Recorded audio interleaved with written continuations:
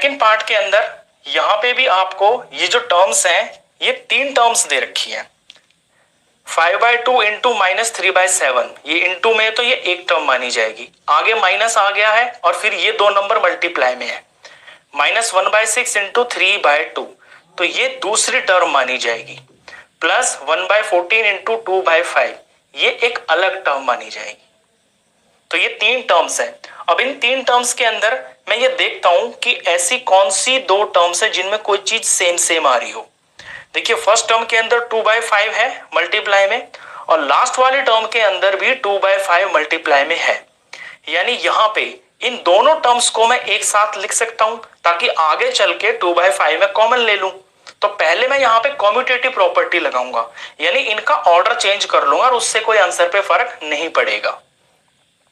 तो 2/5 इंटू -3/7, ये पहली टर्म ले ली मैंने, और यहां से ये लास्ट वाली प्लस 1/14 इंटू 2/5।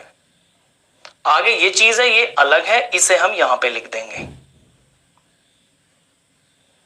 तो ये जो 2 टर्म्स है इनको मैंने एक साथ कर लिया क्योंकि इनमें 2/5 कॉमन है। अब एक साथ इन्हें कर लिया, इनका ऑर्डर चेंज किया है, तो इस प्रॉपर्टी को हम बोलेंगे कॉम्यूटेटिव प्रॉपर्टी।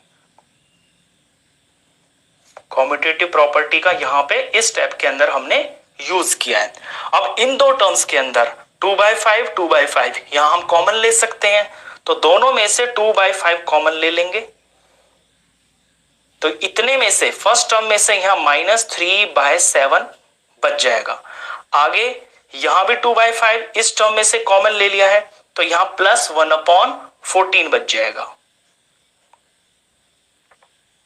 आगे जो है इसे सेम टू सेम ऐसे ही हम कॉपी कर लेंगे। अब यहां मैंने प्रॉपर्टी यूज की है डिस्ट्रीब्यूटिव प्रॉपर्टी। पीछे बताया मैंने फर्स्ट पार्ट के अंदर कि जब कोई एक चीज होती है, जैसे ये a bracket b plus c है, तो यहां ab प्लस ac हो गया। अब इनमें जो एक सेम जैसी चीज है उसे हम जब कॉमन ले लेते हैं तो इस प्रॉपर्टी को हम डिस्ट्रीब्यूटिव प्रॉपर्टी बोलते हैं। डिस्ट्रीब्यूटिव प्रॉपर्टी आपको स्टेप के सामने ही ब्रैकेट लगा के ऐसे मेंशन करना होगा कि स्टेप के अंदर कौन सी प्रॉपर्टी का यूज हुआ है। अब इसे हम सिंप्लीफाई कर देते हैं। 2/5 ब्रैकेट के अंदर फ्रैक्शंस की एडिशन है, तो पहले एलसीएम लेना पड़ेगा। 7 और 14 का एलसीएम ले लेते हैं। ये 7, ये 14, ये 2 से चला जाएगा 14, 7 तो जाएगा नहीं, एज इट इज ये 7 हो गया। 7 7 से ही जाएगा, 1 और 1 हो गया, 2 7 14 आ गया है एलसीएम। तो यहां पे 14 बनेगा।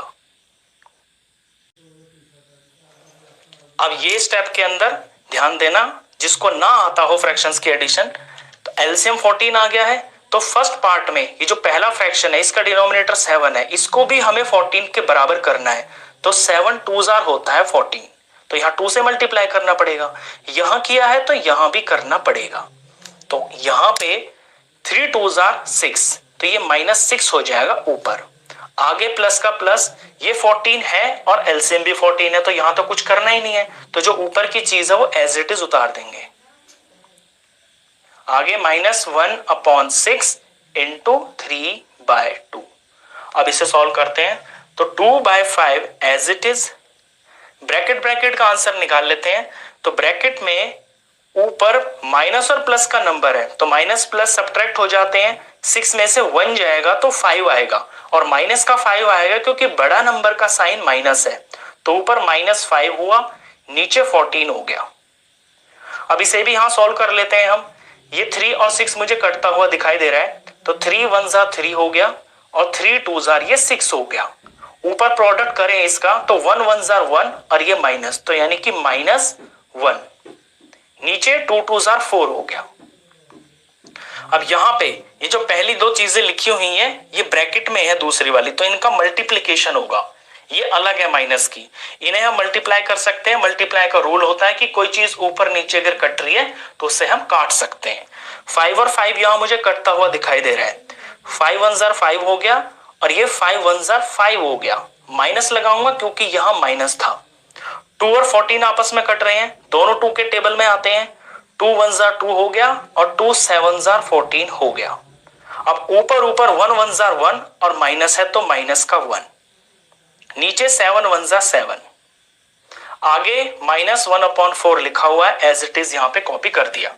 अब ये हो गई आपकी फ्रैक्शंस की सब्ट्रैक्शन। तो फ्रैक्शन की सब्ट्रैक्शन करनी है, डिनोमिनेटर सेम नहीं है तो पहले एलसीएम निकालना पड़ेगा 7 का और 4 का। तो 7 और 4 का एलसीएम निकाल लेते हैं। यहां पे ये 7 हुआ, ये 4 हुआ, तो इस 2 से स्टार्ट करेंगे, 7 तो जाएगा नहीं, एज इट इज कॉपी। 4 को 2 से डिवाइड करेंगे, 2 आ गया। यहां ये 2 से जाएगा, 7 जाएगा नहीं, एज इट इज, और ये 2 से डिवाइड होके 1 आ गया। 7 से ही जाता है, 1 हो गया, 1 हो गया। अब जो इधर आए हैं इनका प्रोडक्ट करेंगे, 2 2 जार 4, 4 7 जार 28, तो 28 आया है एलसीएम। ये हम नीचे 28 लिखेंगे।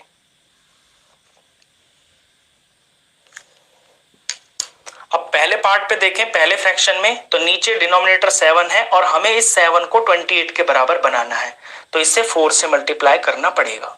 7 4 जार 28 होगा। यहां किया है तो यहां भी करना पड़ेगा। इसी तरह से यहां पे 4 है, 4 को 28 बनाना है तो 4 7 जार 28 होता है। यहां 7 से किया है तो यहां भी करना पड़ेगा।